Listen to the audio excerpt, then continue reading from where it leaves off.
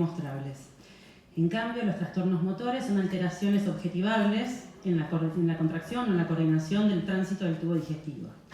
Sabemos que los trastornos funcionales van a estar causados por una disfunción en la interacción intestino-cerebro-microbiota, tan en boga ahora esta interacción. Esto va a abarcar mecanismos tanto intestinales, que pueden ser disminución o alteración no objetivable, muy leve de la motilidad, hipervigilancia, hipersensibilidad intestinal y alteraciones en la microbiota con todo lo que eso implica. En cambio, en cuanto a la fisiopatología de los trastornos motores, se debe a un defecto neuromuscular que va a afectar la propulsión, la relajación o la coordinación motora del tubo digestivo. En cuanto al diagnóstico, en los trastornos funcionales el diagnóstico es clínico y está basado en los criterios de Roma IV. El consenso de Roma IV para hacer diagnóstico se basa en síntomas positivos y estos síntomas tienen que ser crónicos y recurrentes. Y podemos apoyarnos o ayudarnos con estudios complementarios como por ejemplo el test del aire expirado para detectar SIBO. En cambio, los trastornos motores tienen pruebas funcionales específicas, que ahora las vamos a ver. En cuanto a los ejemplos típicos de los trastornos funcionales, dentro del espectro de la enfermedad por reflujo tenemos al esófago hipersensible, a la pirosis funcional, el dolor torácico no cardiogénico funcional. También vamos a tener a la dispepsia, el intestino irritable en sus tres subtipos, tipo diarrea, constipación y mixto, la constipación crónica, la diarrea funcional. Y en cuanto a los ejemplos más clásicos de los trastornos motores, vamos a tener la calasia, la enfermedad por reflujo, cuando hablamos de una hipotonía de los del esfínter esofágico inferior, una motilidad esofágica inefectiva, la gastroparesia, la pseudoobstrucción intestinal, el megacolon y la incontinencia fecal. En cuanto al manejo, los trastornos funcionales van a requerir un manejo multimodal, interdisciplinario, que combine múltiples estrategias, múltiples herramientas, como por ejemplo antiespasmódicos, neuromoduladores, terapia para la disbiosis, antibióticos, probióticos y el acompañamiento terapéutico. En cuanto a los trastornos motores, el manejo, el tratamiento va a ser específico según cada efecto motor. Por ejemplo, en la calasia el tratamiento va a ser la miotomía o la dilatación endoscópica. Bueno, ¿cuáles son los desafíos actuales de estas patologías a grandes rasgos? Sabemos que son patologías que tienen alta prevalencia, hasta el 40% de las consultas gastrointestinales van a ser por trastornos funcionales, así que tenemos que conocerlos bien para optimizar el diagnóstico y el tratamiento. Creo que el desafío más importante en la primera consulta es la contención de estos pacientes. Vienen con síntomas crónicos, con alto impacto en la calidad de vida y con múltiples estudios normales que no arrojan patología, y entonces vienen por ahí frustrados y esto hay que intentar contenerlo.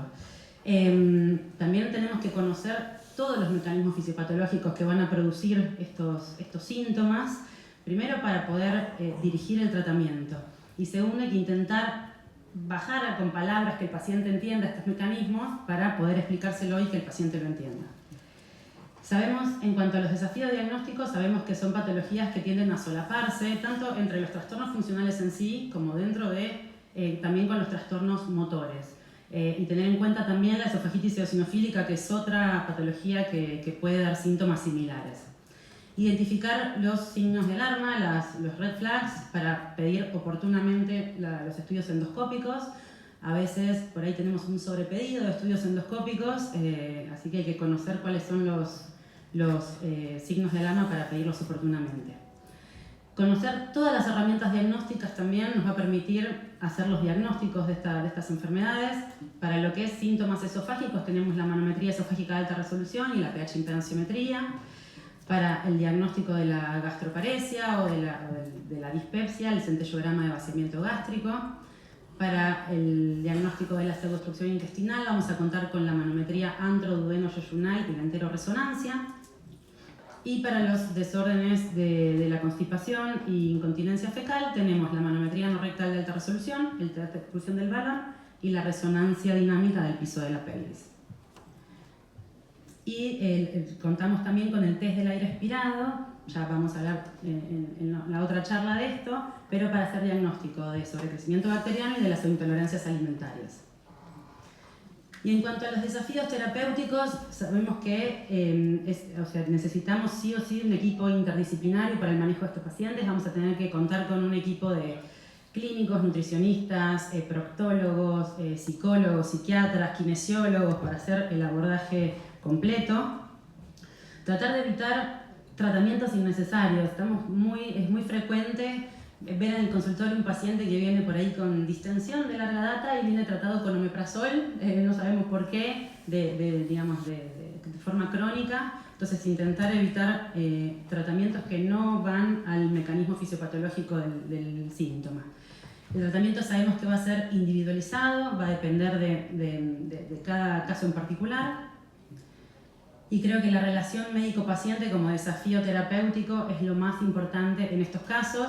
Y es también un desafío también para el médico. A veces son pacientes, sobre todo aquellos que tienen comorbilidad ansiosa o obsesiva, es muy difícil a veces la relación médico-paciente, así que también eso es un desafío.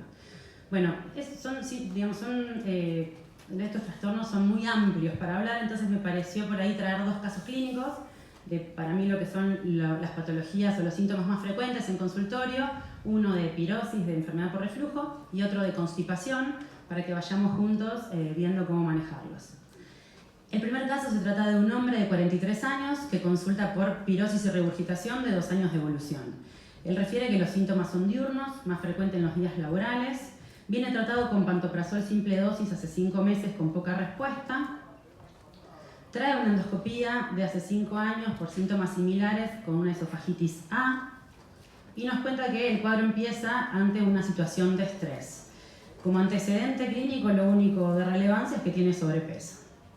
Bien, tenemos el último consenso de reflujo, que es el de Lyon 2.0, nos va a guiar, nos va a decir cómo tenemos que manejarnos con estos pacientes. Y nos dice que ante síntomas típicos, pacientes que se presenten con síntomas típicos, que van a ser la pirosis, la regurgitación, el dolor torácico, tenemos que evaluar si existen signos de alarma o síntomas extraesofágicos. Los signos de alarma van a ser, la edad mayor a 50 años, la disfagia y los vómitos nos van a dar la necesidad de pedir un estudio endoscópico de inicio. No son síntomas de reflujo, entonces tenemos que investigar con endoscopías. La pérdida de peso, la anemia, los síntomas crónicos más de 5 años y si existen síntomas o signos de hemorragia digestiva. ¿Y cuáles son los síntomas atípicos o extraesofágicos del reflujo? Tenemos los propuestos y los establecidos. Los establecidos son la tos, la laringitis, el asma y las erupciones dentales. Y los propuestos, que se cree que hay asociación, la fibrosis pulmonar, la sinusitis, la faringitis y la otitis media recurrente. Si el paciente no se presenta de inicio con signos de alarma o extraesofágicos, estamos avalados a hacer un ensayo empírico de IBP, cualquier IBP, simple dosis, por 8 semanas, tratar de que sea siempre 30 minutos antes del desayuno, junto con medidas higiénico-dietéticas. Estas medidas van a ser levantar la cabecera de la cama, no acostarse apenas termina de cenar, el descenso de peso, tratar de hacer una dieta fraccionada, actividad física, son esas las más importantes. Si el paciente tiene buena respuesta, vamos a reducir la dosis del IBP gradualmente hasta la dosis efectiva más baja, hasta terminar en un tratamiento a demanda. Intentar no continuar, tratamientos prolongados con los IBP. Si el paciente no tiene respuesta al trial empírico con IBP o se presenta de inicio con signos de alarma o síntomas extraesofágicos, le vamos a solicitar de inicio una endoscopía. Vamos a pedirle que suspenda los IBP en lo posible un mes antes, 2 a 4 semanas antes. Esto es porque si el paciente tiene reflujo ácido, vamos a permitir que se desarrolle lesión mucosa en el esófago y ya con una esofagitis podemos hacer diagnóstico de reflujo patológico. Entonces, le pedimos una endoscopía al paciente y acá tenemos 2 posibles escenarios. Que no haya signos de enfermedad por reflujo en la endoscopía, esto va a ser una endoscopía normal o una esofagitis A. Sabemos que la esofagitis A puede estar hasta en el 10% de la población sana, de la población sin reflujo, entonces no se considera patognomónica de enfermedad por reflujo. Hasta el 60% de los casos van a tener una endoscopía normal.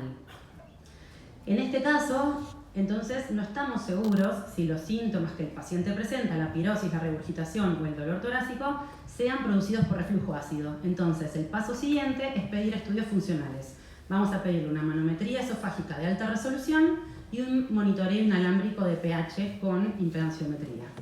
Y acá tenemos, ¿qué queremos descartar, digamos? ¿Qué posibles escenarios se van a presentar?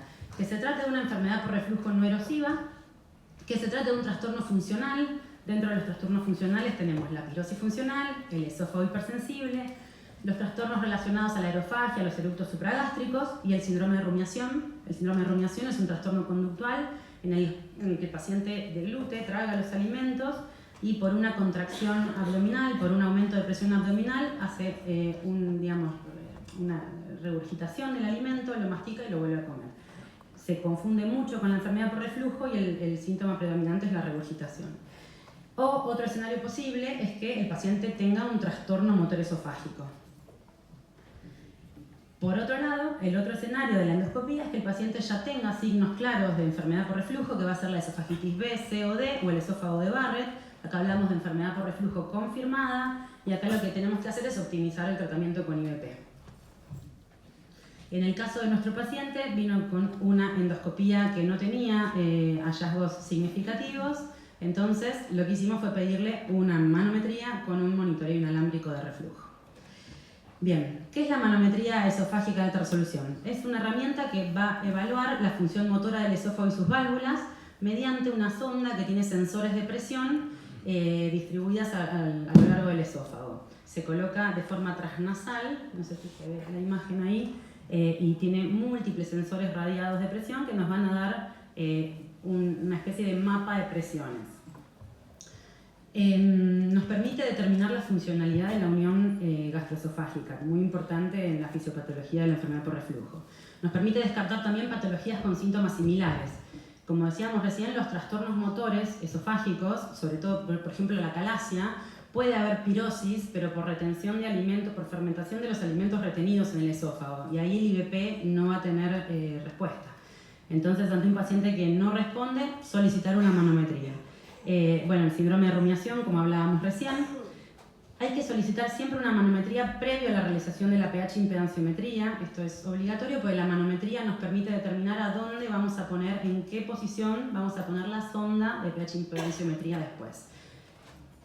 Y siempre se pide también ante la evaluación, o sea, en el prequirúrgico de una cirugía antirreflujo. Bueno, esto es una imagen, no sé si tengo un puntero, no importa, ahí está. Es una imagen típica de una manometría, en este caso normal. En la manometría las presiones se van a manifestar en colores. Los colores más fríos van a representar presiones más bajitas, azul, verdecito claro, y los colores más cálidos representan zonas de presión elevada, el violeta, el rojo. Acá vamos a tener esta franja que ven acá de alta presión, corresponde al esfínter esofágico superior, y esta inferior corresponde al esfínter esofágico inferior. Acá estamos viendo una deglución, fíjense cómo se abre acá el esfínter esofágico superior, acá se ve la onda faríngea en la deglución, y empieza la peristalsis. Acá es una peristalsis normal, no voy a entrar en detalles, pero es una peristalsis normal. El estudio del paciente, este es el estudio del paciente, no arrojó ningún trastorno motor esofágico. Bien, entonces el siguiente paso es pedir en estos casos una pH impedanciometría de 24 horas. Acá en la pHmetría también se coloca una sonda transnasal, tiene sensores de impedanciometría y un sensor de pH que se coloca 5 centímetros por arriba del esfínter esofágico inferior. Entonces nos va a permitir establecer o refutar el diagnóstico de reflujo y correlacionar los síntomas con los episodios de reflujo. Esta sondita va conectada a un aparato que el paciente se lleva colgando como si fuera un holter. El paciente va a apretar un botón cada vez que tenga síntomas y nosotros nos fijamos en una ventana de 2 minutos para atrás si presentó un reflujo, si presentó ingesta de aire, un eructo, qué fue lo que causó el síntoma. Entonces nos da muchísima información y nos permite también ver la dirección de lo que el paciente, de cualquier cosa que pase por el esófago, ya sea una deglución o un reflujo, y las características del pH de ese reflujo. Las indicaciones de este estudio son cuando el diagnóstico de reflujo está en cuestión, cuando no sabemos, o sea, porque la endoscopía fue normal, si los síntomas del paciente son por enfermedad por reflujo, con síntomas persistentes, síntomas extraesofágicos o atípicos, para el diagnóstico de todos los trastornos relacionados a la aerofagia, y también se pide siempre previo a una cirugía antirreflujo. Bueno, entonces el consenso de Lyon lo que nos dice es que después de hacer la pH impedanciometría tenemos 3 escenarios posibles. Si el paciente tiene una exposición al ácido normal, con asociación sintomática negativa, o sea, cada vez que apretó el botón de síntomas no hubo un reflujo atrás, hablamos de la pirosis funcional. Y acá el mecanismo fisiopatológico predominante es la hipersensorialidad, trastornos, digamos, de la percepción, y los neuromoduladores y la terapia cognitivo-conductual van a tener un papel importante en el tratamiento.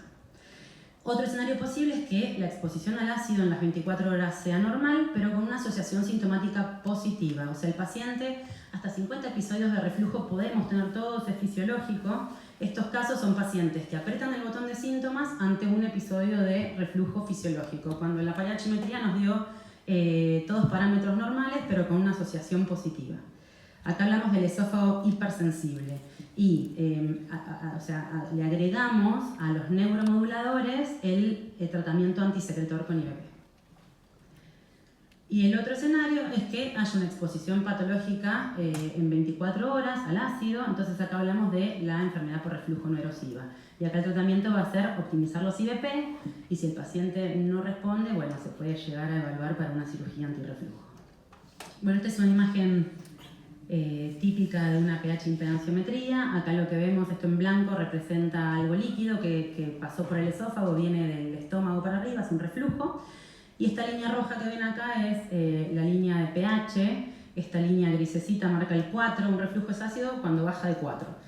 Entonces vemos cómo baja acá, atraviesa el 4 y se mantiene todo el tiempo que está el reflujo en el esófago por debajo de 4. Esto es un reflujo ácido y acá está la marca del síntoma. El paciente marcó acá el síntoma, marcó pirosis. Entonces, en el estudio del paciente, el resultado, digamos, de la pH-metría fue normal. Lo único que tuvo fue una exposición a una asociación sintomática positiva. Entonces, hablamos de un esófago hipersensible. Bien, ¿cómo se define el esófago hipersensible por los criterios de Roma 4? Son síntomas retroexternales que tienen que estar presentes en los últimos 3 meses, de comienzo hace 6 meses, y con una frecuencia de al menos 2 veces por semana. Esto es lo que les decía, los trastornos funcionales tienen que ser crónicos y recurrentes, si no, no llegamos al diagnóstico. Tiene que haber una endoscopía con biopsias para esofagitis eosinofílica normal, en ausencia de un trastorno motor esofágico mayor, con una asociación sintomática positiva a la exposición ácida normal en la pH impedanciometría. La respuesta al IVP no excluye el diagnóstico. El consenso de Roma 4 igual nos dice que los pacientes van fluctuando a lo largo digamos, del transcurso de su patología entre todos los mecanismos fisiopatogénicos que causan las enfermedades. Entonces tenemos que ir viendo cuál es el mecanismo que predomina en ese momento para poder ir dirigiendo el tratamiento. A este paciente le indicamos, le subimos, digamos, el IVP a dexlansoprazol de 60 miligramos, le agregamos como neuromodulador la amitriptilina, 10 miligramos día, y terapia cognitivo-conductual, y tuvo buena respuesta. Bueno, pasamos al caso 2. Acá hablamos de una mujer de 45 años que consulta por constipación crónica de 10 años de evolución.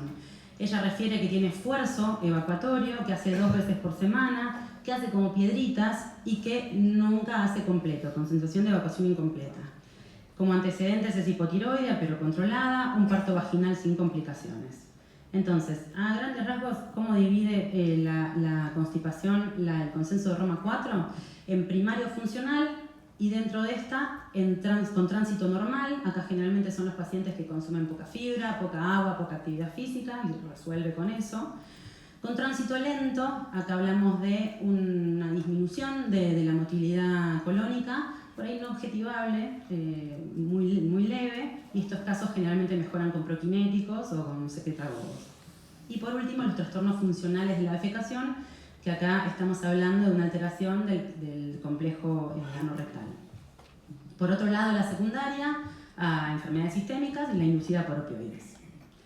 Bueno, el diagnóstico de constipación, creo que el desafío más importante es la primera consulta, la anamnesis en la primera consulta.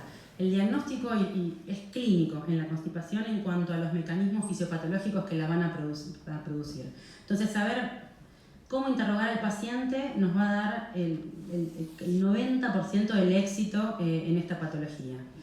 Vamos a preguntarle la frecuencia y las características de la materia fecal. No es lo mismo un paciente que nos dice, hago todos los días pero incompleto, ahí vamos a pensar por ahí una disinergia del piso pelviano, que el que nos dice, hago una vez por semana, que por ahí pensamos en un tránsito lento o una hiposensorialidad rectal. Vamos a preguntarle también si presenta deseo evacuatorio, por esto que hablábamos recién de la hiposensorialidad rectal. Si presenta esfuerzo evacuatorio o sensación de evacuación incompleta, que son las características principales de la disinergia del piso pelviano, cuando no hay una relajación completa de los esfínteres a la hora de evacuar.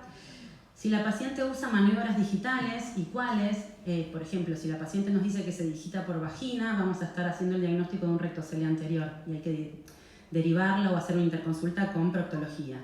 No es lo mismo si nos dice que se digita por ano o si usa enemas, duchas con el video, vamos a estar pensando en una relajación incompleta del esfínter. Si tiene proctalgia o proctorragia, por lo mismo. Si presenta distensión abdominal, ahí vamos a estar pensando por ahí en un dólico colon, un megacolon o en un SIBO con producción de metano, que sabemos que el metano enlentece el tránsito intestinal. Los fármacos que utiliza y los signos de alarma o antecedentes familiares, sobre todo de cáncer de colon rectal, para pedir oportunamente las endoscopías. Entonces, como decíamos, el diagnóstico de constipación es clínico y se hace en la primera consulta.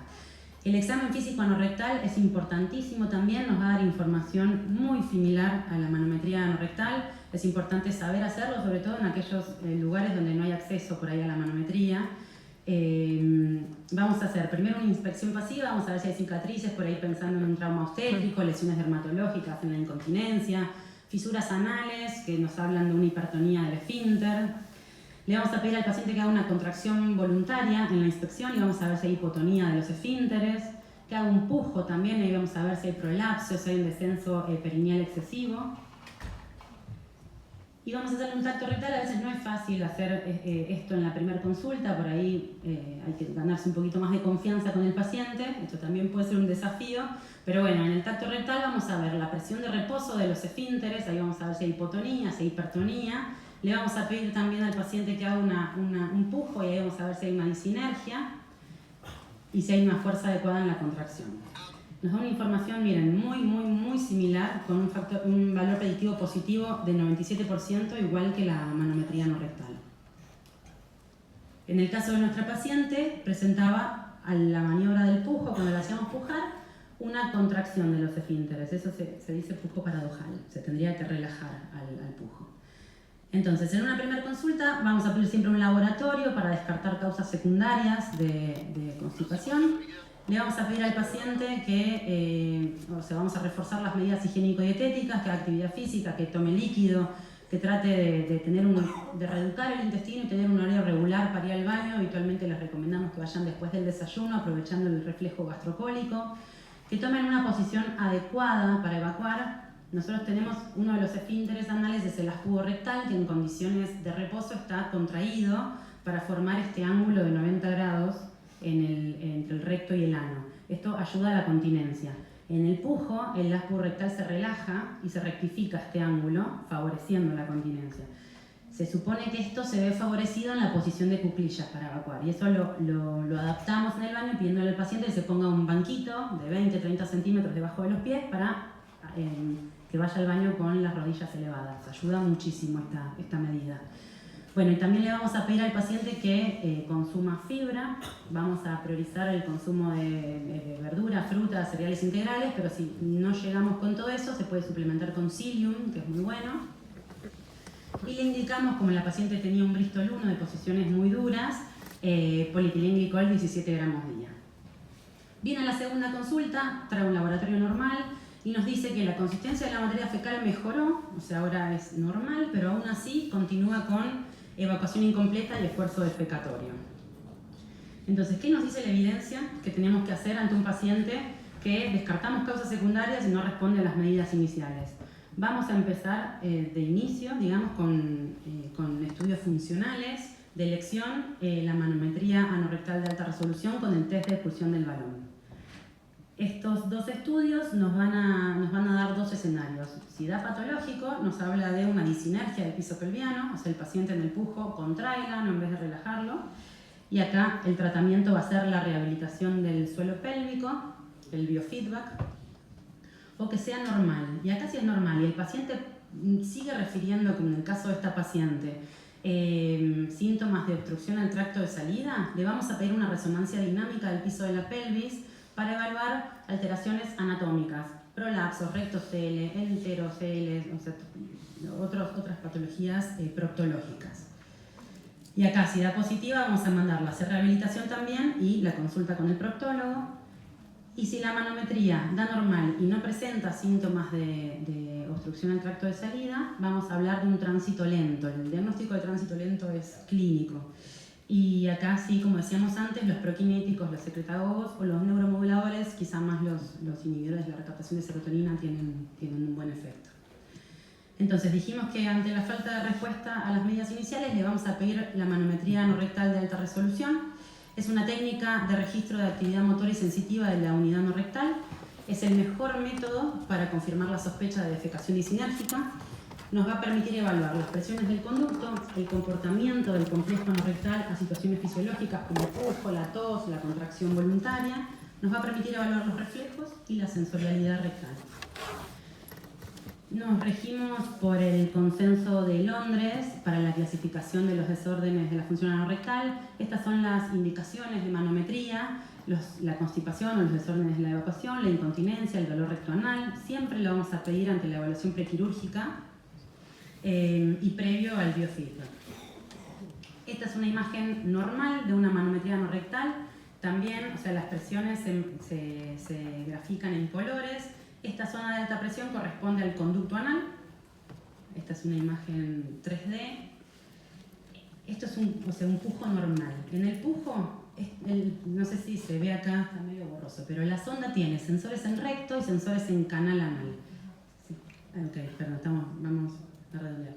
Bueno, esto es un pujo normal, fíjense cómo relaja. En el caso de nuestra paciente, lo que se ve es un aumento de presión ante el pujo y hablamos de disinergia del piso pelviano. La mandamos a hacer biofeedback o rehabilitación abdominopélvica con muy buenos resultados. Para terminar, las conclusiones, tenemos que los desafíos actuales en la consulta de estas patologías se centran en el diagnóstico preciso y el abordaje terapéutico integral.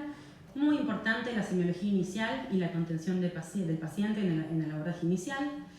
El objetivo del tratamiento es mejorar la calidad de vida y optimizar los recursos. No existe un tratamiento estandarizado, adecuamos según cada caso, según la accesibilidad, las preferencias del paciente y de nuestra experiencia también. Los síntomas de alarma deben priorizar siempre estudios estructurales antes del funcional y pensar siempre en estudios funcionales a aquellos que no respondan al tratamiento inicial. Muchas gracias.